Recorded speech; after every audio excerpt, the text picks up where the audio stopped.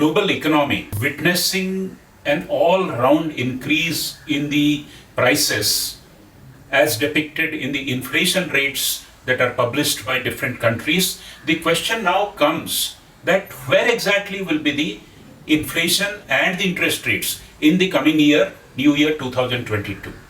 Before I start, I wish all my viewers a Merry Christmas and a Happy New Year 2022. When we come to talk about inflation and growth, especially in the circumstances where countries are trying to get back to the growth trajectory post the pandemic world, it is important to understand some of the basics. Central banks all over the world are the watchdogs of the inflation so that the economy travels in a controlled manner. As compared to that, the policymakers in the government want that the country should grow. When we look at the current scenario, inflation is raising its head all over the world.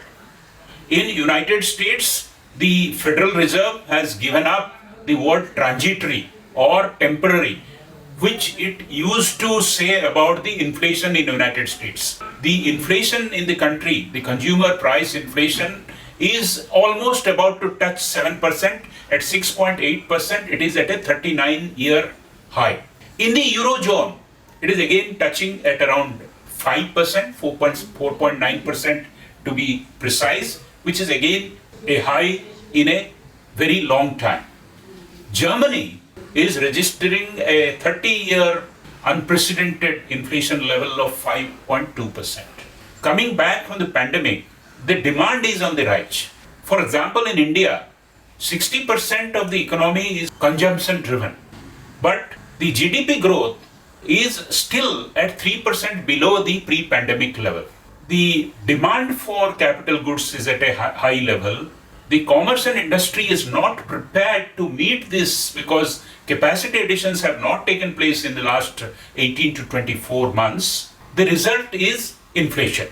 The outlook of interest rates is that the US Fed will start raising its interest rate from the third quarter of financial year 2022.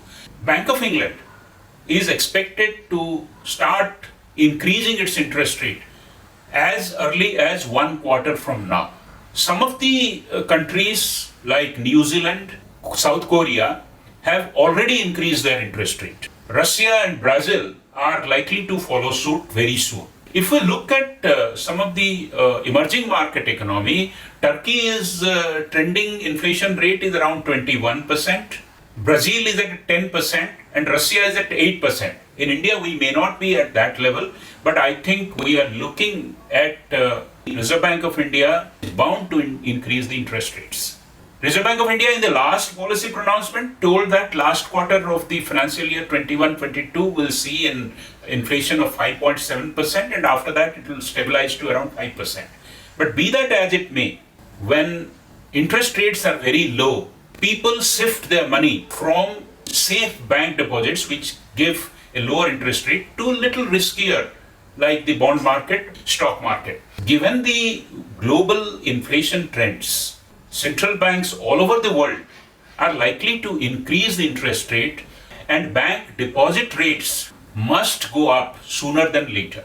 It will not be wise for the common investors to put a lot of money in long-term deposits or to put a lot of money in the stock market, because the stock market correction becomes imminent when the interest rate and inflation starts rising, because sentiments will not remain as bullish as they are right now.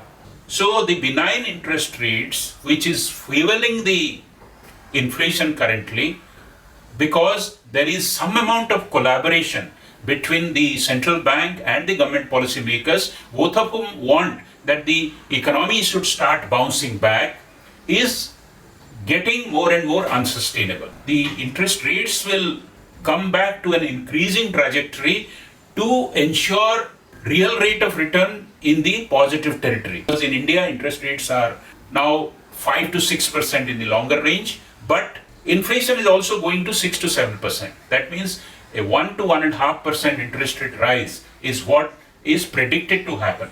The advice is that lock yourself to the shorter term, distribute yourselves evenly between the stock and the money market, and watch out what is going to happen, which is more leaning towards an increase in the interest rate.